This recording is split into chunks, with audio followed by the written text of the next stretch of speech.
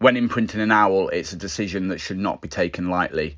These owls become completely reliant on you to raise them, care for them, and give them enough enrichment and stimulation so they can grow up into healthy, inquisitive owls. When imprinting an owl, realise that it has to become part of your everyday life, going with you everywhere, so you can constantly enrich it as it grows up.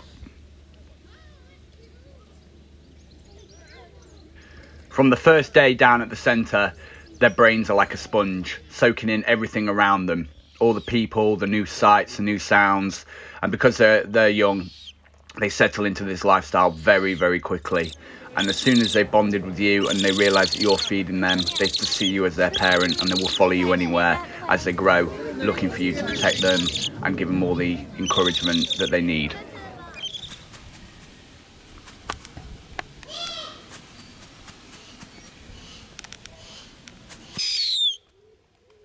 Birds of prey grow incredibly quickly, and within a few days you'll notice a massive change in strength, how much she eats, and her inquisitiveness, making friends along the way, bonding with anybody that comes near her, whether it's a dog, person, child, looking for food and enrichment from everybody.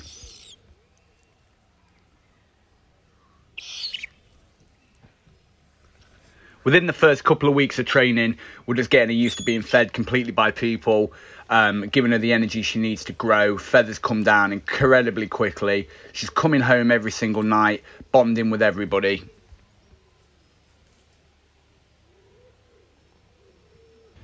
When taking on a baby bird for imprinting, always ensure that it's fed on a good quality diet. Mice, rats, and quail give the bird enough energy to grow and play throughout the day. Always give it as much food as it needs. Never try and manage its weight or anything at this early stage of training. I always leave a few bits of casting on as well, just to make sure her system and that is working okay. And then this gives her enough enrichment and energy for her to grow.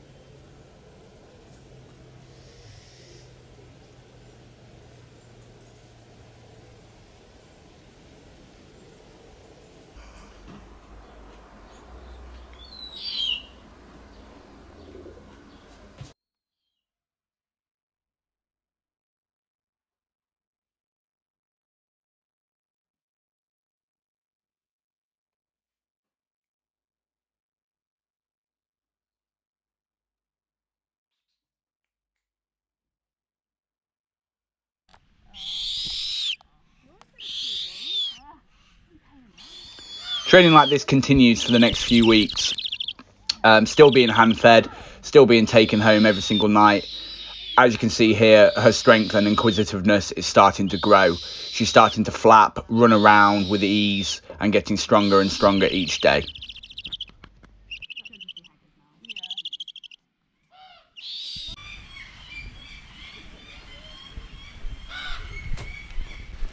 At the end of each day, before taking the snowy owl home, she was always allowed to have a bit of playtime. We did this for about an hour, hour and a half.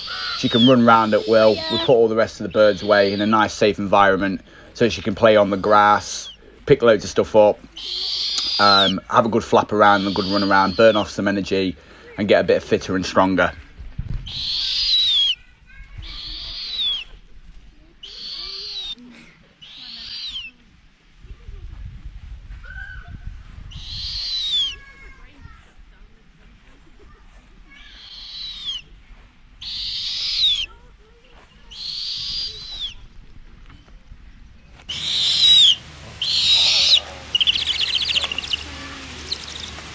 Right guys, we're a few weeks into imprinting the snowy owl, and it's absolutely red hot down here today. It's going to get up to about 35 degrees today. So what we're doing is we're just preparing a nest box, and we thought we'd just show you a neat little trick of keeping your birds of prey cool in the real hot heat. Okay? So you can either spray them with water, which is good, but if they're in a nest box, if you put a bag of water in the freezer and freeze it, and put it under the foliage and the nesting material. That'll keep that nice and cool. It won't be like horribly cold to the touch. So then if they do want to regulate the temperature, they can actually go and lay on this and actually cool themselves down a little bit and just change it throughout the day. So what we're going to do is we're just going to put this in a muse. She's going to be put in a muse today, so she can have a run round and everything like that. And then, yeah, we're going to try and keep her nice and cool. So we'll just go and get her. Just put her in so she can have a nice little stomp round. Hopefully she's going to go on a nest today as well. And then she'll chill out on here. One. And then she can keep herself a lot cooler. Some nice and shady in here, isn't it, girl? I'm just going to go and get her food ready. She can have a good little stomp and play around.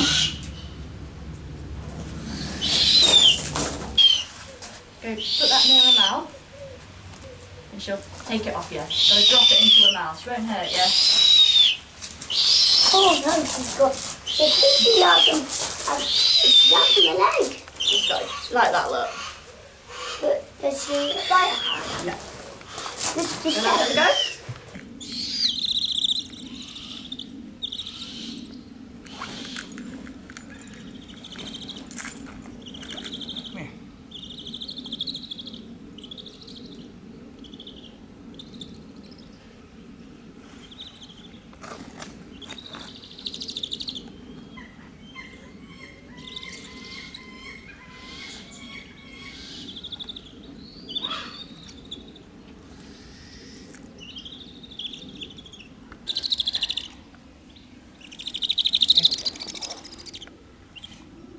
Good girl. Okay.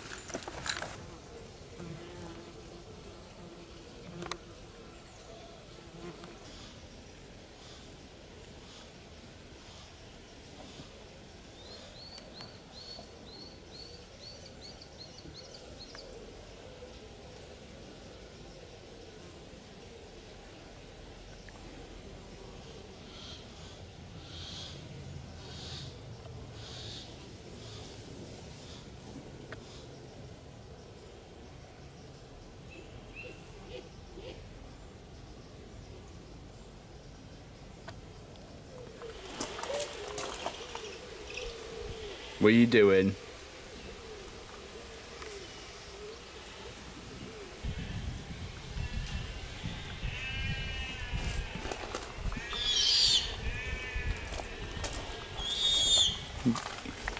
You know you're not meant to be in there. Come here.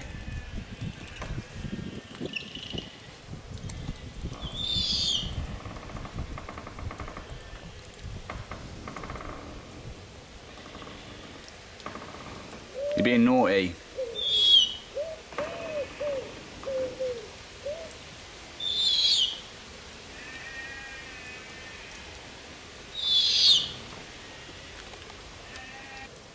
You can stay there for a bit, yes?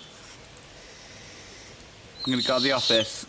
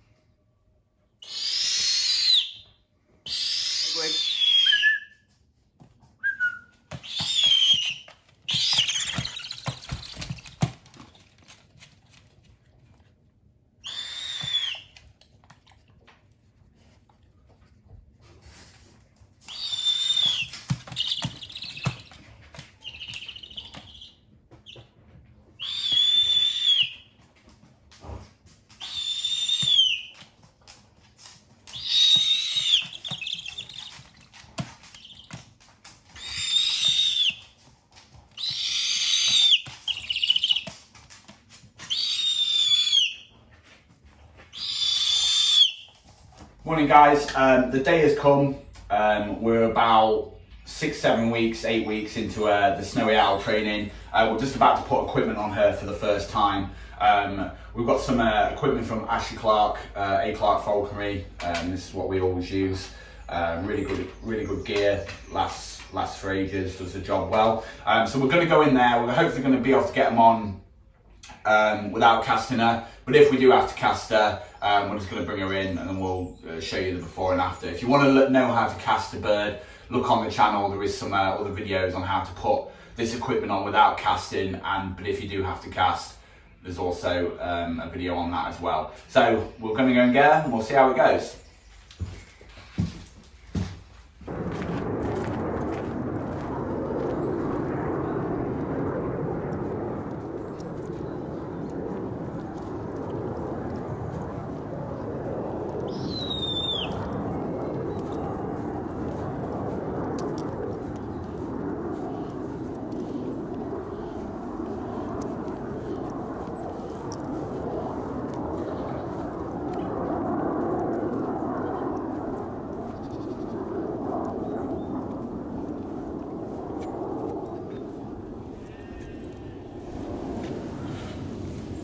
You're right guys, we're just doing a bit of manning with her. It's her first day riding the glove. She is tethered on a block at the minute, but we ain't going to be tethering her when we're flying her. I never believe in tethering owls when they're actually flying free. But just for now, we've just got our equipment on her, we're just getting her used to being blocked. So it's just more for our sake, while she's coming into condition, it's easier just for us to pick her up and step her up, and it's that step up training that we're looking for at the minute. So we've not started weight dropping her or anything. We're just getting used to the flying area, being used to riding the glove and working with people and being hand fed. So we're just gonna feed her, nice little chick or something. What have we got in here?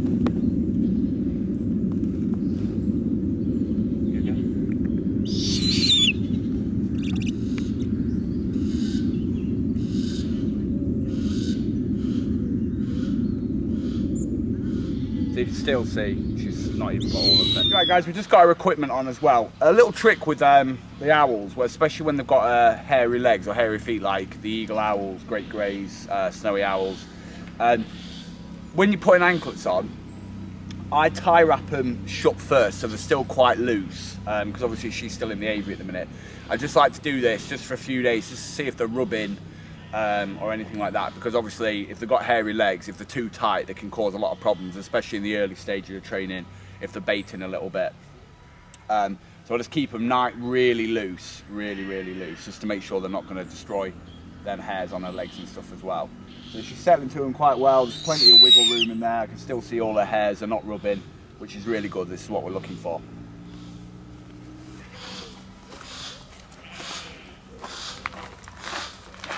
We're just here with the snowy owl. We're about 2 days into her training. We're keeping her on her block at the moment, even though in the near future she will be free lofted.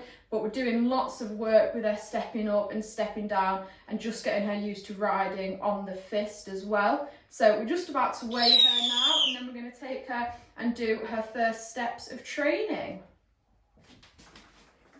So we're just going to weigh the snowy owl here. She's still got her equipment on at the moment, and this is her first time on the scales. We're keeping the equipment on for now, just while she gets used to riding the fist and stepping up and stepping down. Just makes life a little bit easier. 1,500 there, girl.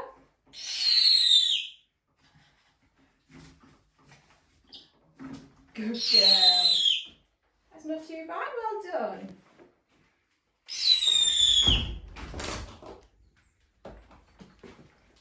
See how you do.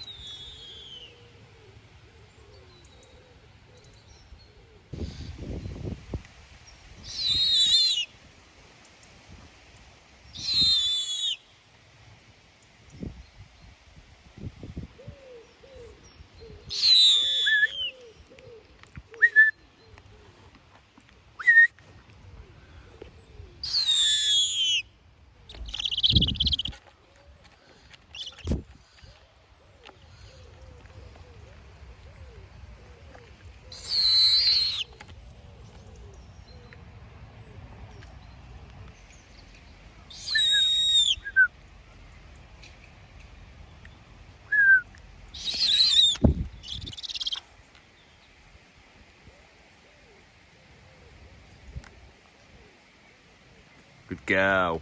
Good girl. Good girl.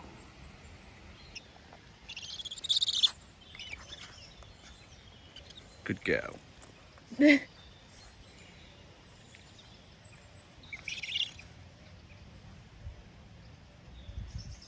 Right, we'll take her back to the weathering lawn. Yeah. Good training.